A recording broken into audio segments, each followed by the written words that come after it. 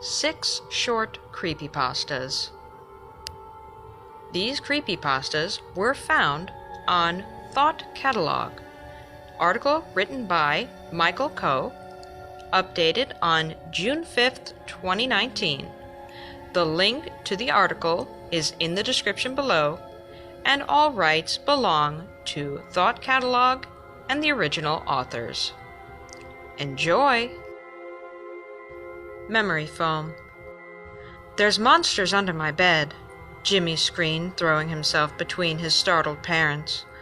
Mommy wrapped him up while Daddy offered assurances that monsters weren't real. Jimmy pleaded with him to go make sure, so Father pulled himself up and walked down the hall. All was well until they heard a loud thumping noise, followed by silence.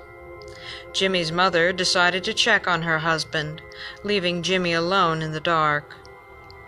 Jimmy heard the creaks of the floor and another loud thump, then silence. Jimmy lay there, hoping that his imagination was just running wild. He decided to go find out what was going on. Tiptoeing his way around the creaking floorboards, he peeked in through the keyhole to see his mother wiping the floor, and his father leaned over his bed. Jimmy opened the door slowly, and his mother hopped up, hiding her hands behind her back. "Sorry," she said to him gently. "Your father slipped on a toy and tore your bed. He's sewing it back up, and I'm just cleaning up." His dad finished and walked over to him. "Why don't you sleep with us tonight, champ?" he said as he picked him up. Jimmy fell asleep easily, safely tucked between his parents. Jimmy's parents seemed odd the next day. After dinner, they put him to bed without a word, and he realized that his bed felt very lumpy and wondered if his father had re-sewn it incorrectly. He went to find his parents, but the door was locked. He banged on it, but eventually made his way back to his lumpy bed and fell asleep. He questioned his parents the next morning about the door and the bed, and his father sternly replied that he was too old to be afraid of monsters, and they would be locking him in his room at night until he had gotten over it. The night was cold, and sleep did not come quickly. Laying under his blanket, he noticed that even with the fan blowing, there was something that was beginning to smell. He tried to ignore it, but ended up sleeping on the floor. He convinced his parents to check his bed the following morning, but they found no smell or strange lumps. For lying, his father locked Jimmy in his room for the day.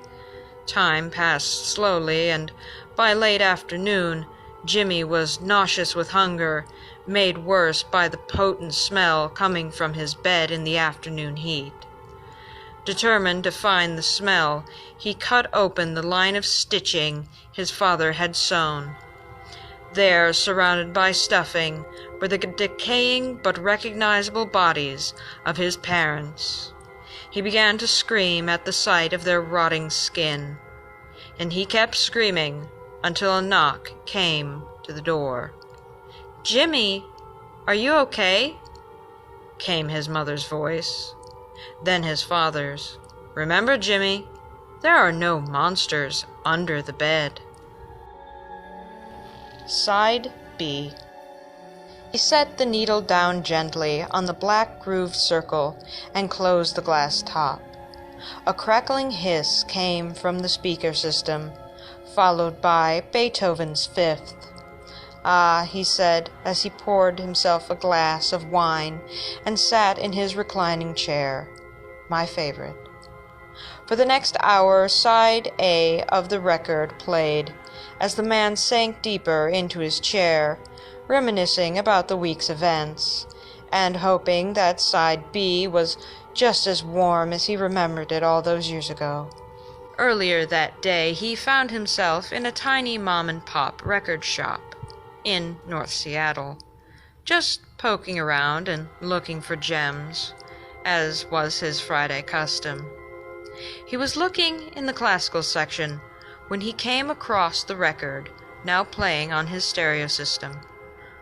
Oh, how he had loved this record as a young boy some 40 years ago.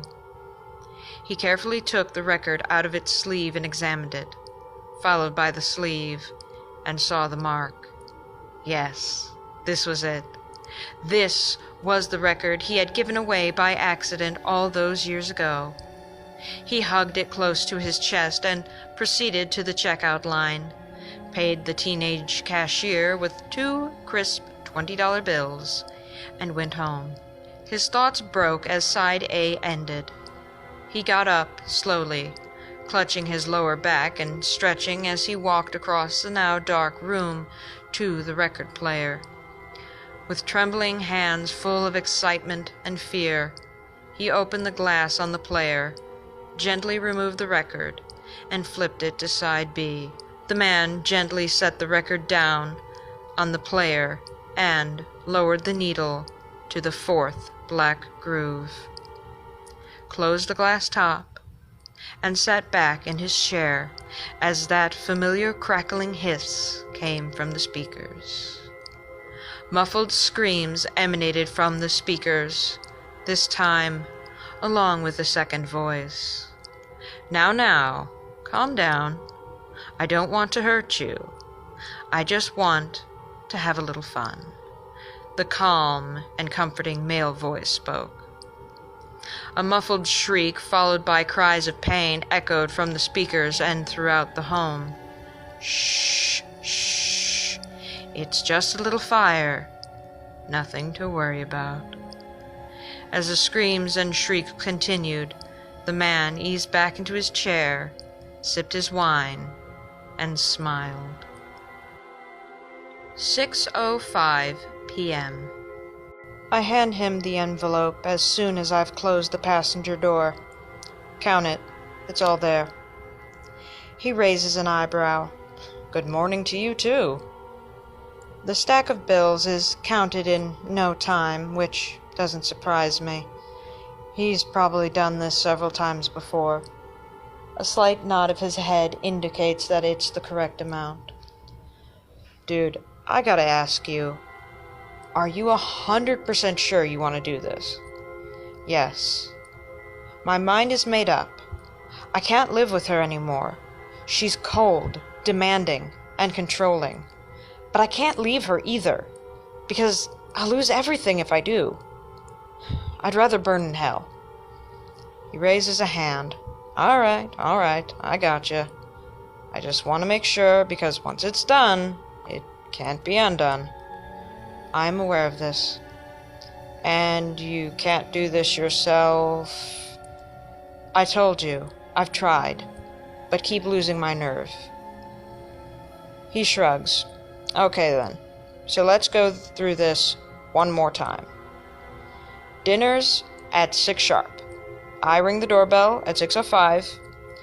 Then 1 clean shot to the head, execution style. Yes, please. Quick and hopefully painless. "Thy will be done," he says, and we shake hands. My wife and I are eating dinner, accompanied by our usual silent tension, eyes on our plates instead of each other. I'm surprisingly calm, not even flinching when the doorbell rings. As she pushes her chair back to get up, I stop her with an outstretched palm. "It's okay." A quick glance at my wristwatch tells me it's 6:05 p.m. I'll get it. The bank robber. The bank I work at was robbed again last night. It's been hit 3 times this month, and we're sure it's the same person. Every single time, the guy has vanished without a trace. It's almost as if he completely disappears. There's no way he should be able to get away so quickly and without leaving any evidence. Last night, when the robbery happened, I looked him in the eye for the first time. "Why do you keep doing this?" I asked him, searching his dark eyes for an answer. He stared at me coldly from behind his ski mask and replied, "Man's gotta eat." I've thought about it long and hard, but I've made up my mind. I'm never going back to work at that blood bank again. The faith healer. And with this righteous hand, demons, I cast thee out. Reverend Pip Popoff pressed his hand down on the forehead of the elderly woman before pushing her back, causing her to briefly trip over herself. "My arthritis is gone," she cried out. "It's a miracle, everyone.